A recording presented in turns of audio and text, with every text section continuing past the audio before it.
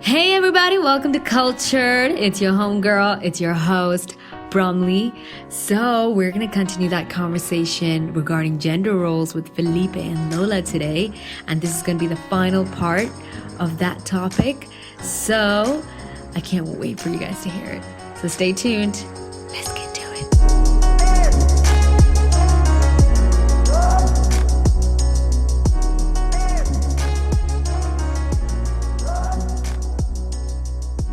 Like I was thinking of asking this to you guys, like, both of you are Christians. When you read the Bible, do you think that when you read the Bible regarding, because gender roles do come up in the Bible, do you see yourself feeling encouraged, or do you feel like I don't know about it? Like, because women are submissive to your husbands. I know we did cover that, but when you read the Bible, do you feel, I don't know, encouraged? I feel encouraged because I feel like we see the whole submissive thing as this, oh my gosh, my husband's going to rule over me. And it's not like that. Like, I felt encouraged when I read Ephesians, where it was like, yeah, you should be submissive to your husbands, but it also says husbands love your wives. And I see it like, I don't mind being submissive to someone that loves me completely, because more time he'll love me so much that he'll want to give me what I want unless he truly is against it. And if I know I'm married to someone that wants to give me the world, in the times that we disagree, I'll be fine submitting to someone because I know how much he loves me. That's beautiful. That's beautiful. Yeah. So I do feel encouraged when I see things like that. Yeah. Oh man. I used to say, like, if my husband loves me truly, I'll do anything. Yeah. Like, you don't like anything. It's just, that's my, but if he tries to, then it's going to be difficult. Like it's, So love, I think, is the base of it. What about do you feel encouraged as well? I feel encouraged just on the basis of,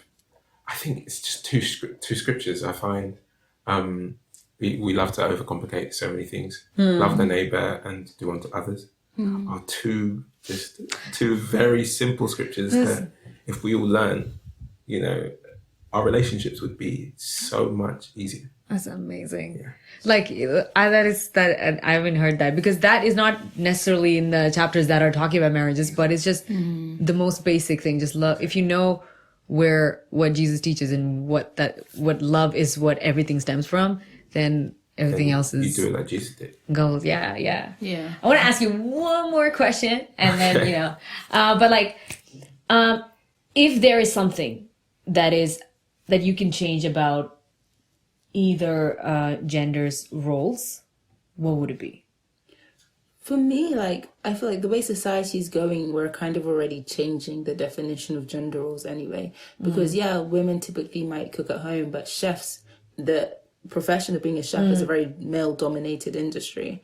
So you do have male cooks and things like that. So I do feel like I wouldn't necessarily change anything, because I feel like we're changing it right now as a society. Okay. I feel like the way things run in the home should be dictated purely by the husband and wife. Wow. But in society, I think everything's being equal. Something I did want to touch on is I feel like I remember, Phil, before when you were mentioning like the words to describe a man, like right now it might be assertive, strong, leader. I wouldn't even see, the thing I would change in terms of that is I wouldn't see it as these are male descriptive words. Like, for me, like, strong, assertive, dominant, I'm going to teach my daughters to be... I'll teach my daughters to be strong, assertive, dominant, and my boys. I would see it as they're not gender roles. They're not gender descriptive roles. Okay. Like, I would see it as... These are just roles for you to be a strong leader out there in the world, regardless of your gender. I want my girls to be strong. I want my boys to be strong. But even me saying strong, if they're more timid, I'll support.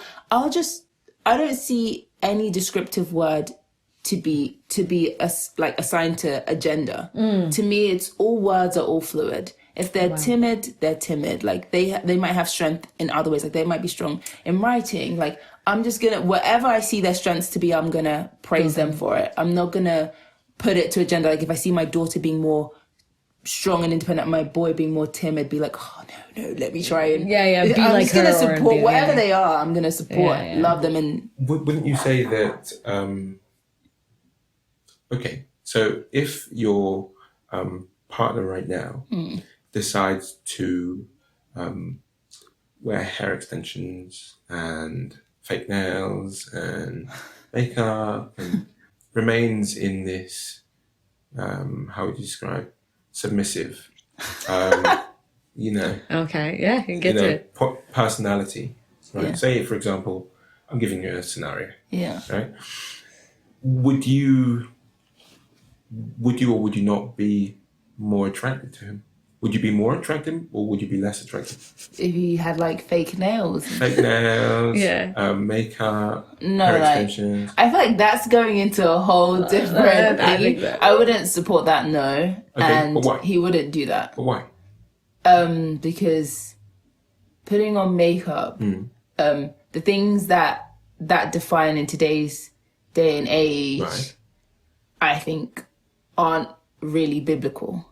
So if he was to start wearing makeup, putting on hair extensions like wigs, fake nails, he's then acting as though he wanted to be female, as we see Okay, so transgenders and people so do you today. would say that being a female has got a defined definition. No, well, in terms of, okay, I see where you're going with this. In terms of wow. hair, I guess so, no, but I guess it depends on what. Like, if my son, for example, wants to do dreadlocks or he wants to do cornrows, and the thing is, I see where you're going with it. I don't know. Where I'm talking about male and females don't have definitions, I just mean in terms of descriptive words. Okay.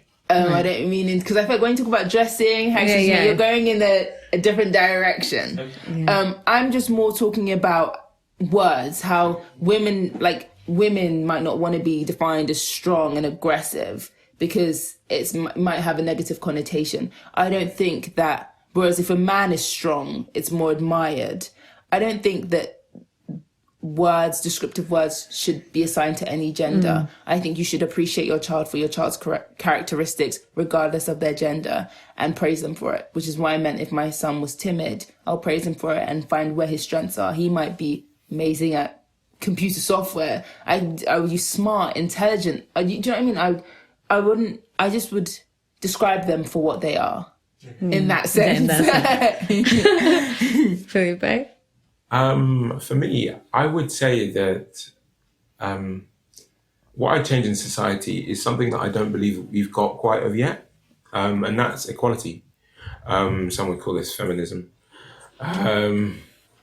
But why I say equality is because I feel like both sides need to understand and come to an understanding.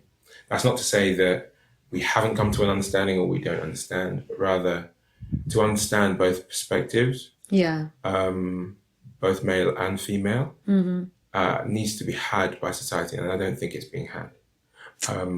Why I say that is because the fact that there needs to be, or at least the fact that we've discussed that there needs to be some sort of one person dominating and one person submitting or being submissive. Yeah.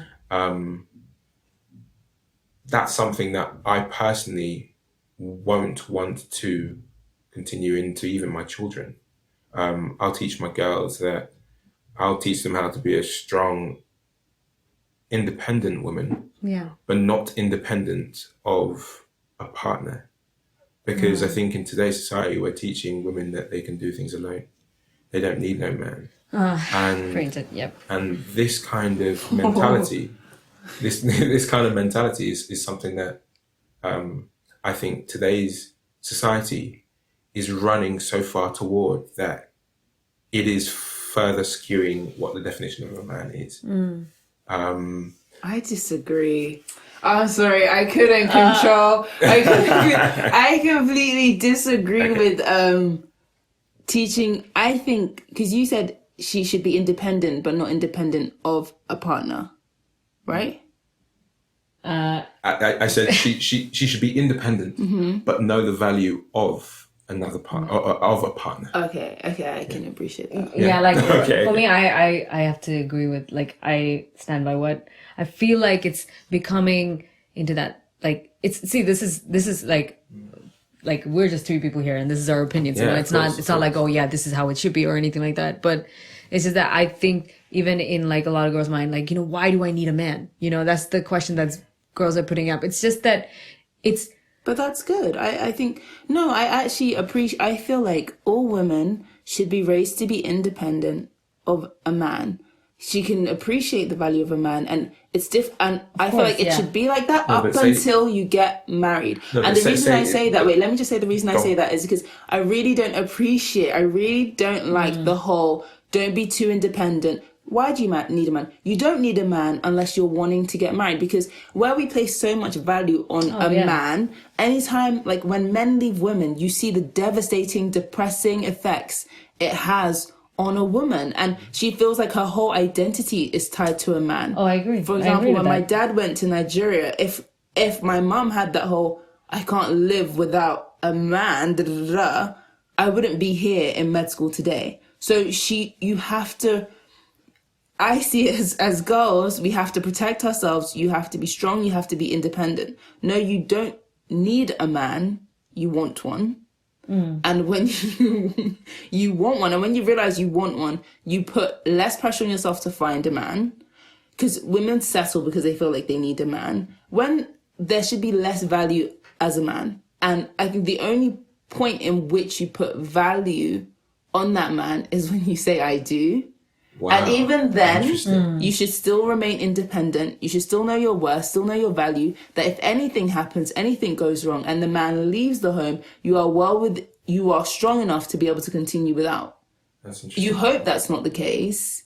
I'm not saying that doesn't mean you can't be submissive. It doesn't mean any of that. It just means that you're strong in yourself. You don't rely on anyone to the extent that it will put you in a depression when that person leaves. Because that happens, and you see how the whole family structure crumble because the man's left. Like, I know a lot of my friends where the dads have left, gone back to Nigeria, and the mothers struggle to continue. So as females, I feel like we don't need, we want. Because even in the Bible, Paul even said it's only if you can't control your desires that you should get married. So if you as a woman, like if you don't feel like the need to get married and you're passionate about doing God's work, you don't need a man. You can live the rest of your life without having a man, carrying out God's work and being very successful. It's only if you want a man that you should have one. And even then, still remember that you're a boss, and no one should put you down to the level of where you feel like you're without. I'm sorry, I'm very passionate about that. No, absolutely. You know, like everything you said is absolute gold. Like for when I think of myself, like for me in my life, I'm like, I know I need a man. Like really? that's because it's not because I can probably even do things better.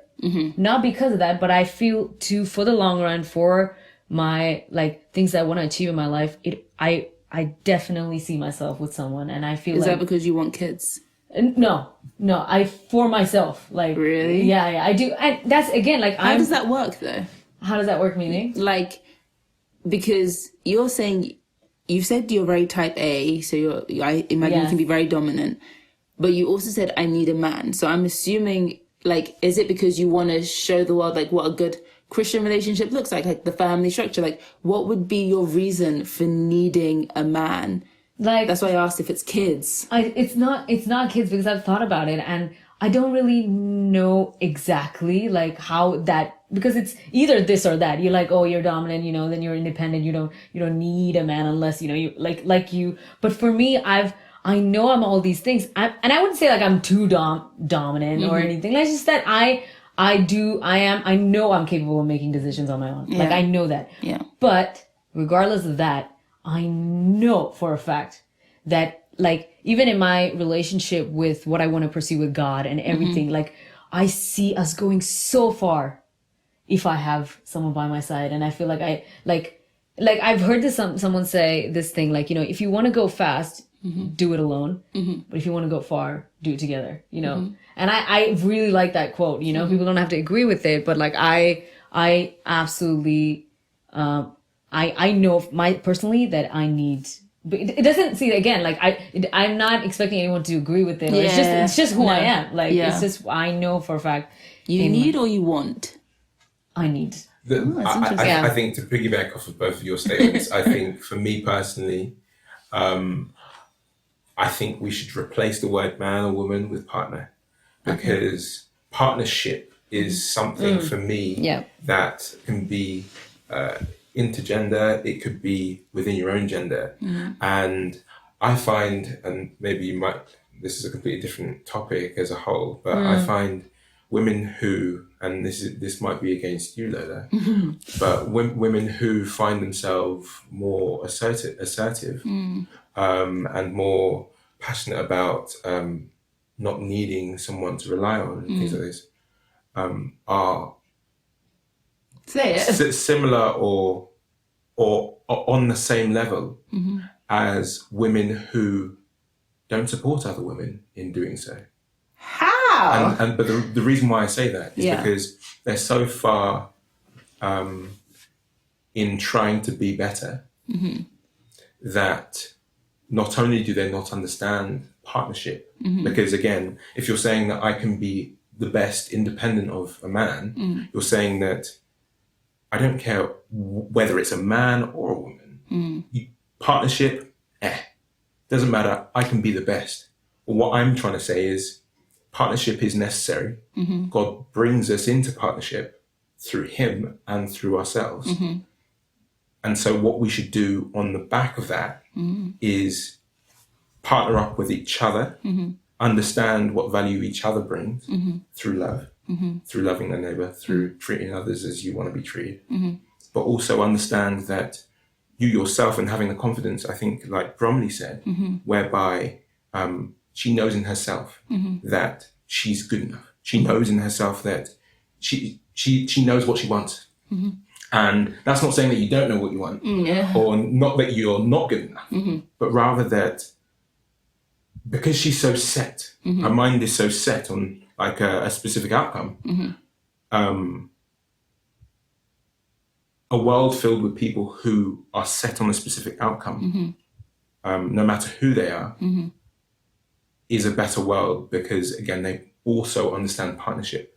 But that's not saying that your Bromley's method of doing things, I would say, is the best route. The reason is because if you're so set on, being better because of someone else joining you, you're keeping yourself back because there's not someone else joining you. And that doesn't matter whether it's a man or a woman. We're not the church because we have 2 or 3 gathered. It says where 2 or 3 gather in his name. Do you see what I mean? Great. It's not based on a man. It's not based on a woman. It's based on people. That's great. But I will say, I do agree with everything you said, but I will say, I don't think we should box it.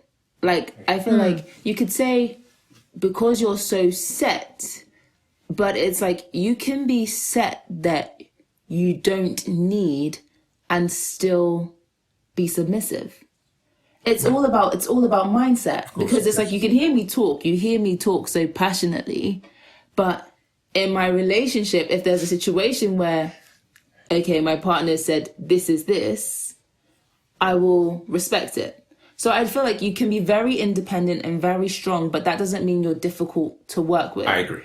It just means, of course there are people that are difficult to work with because they're so strong, but one should just adapt a mindset. And if you love it, you can be that independent, strong woman and have a mindset of love and respect, and love and respect everyone around you. 100%. Yeah. Wow.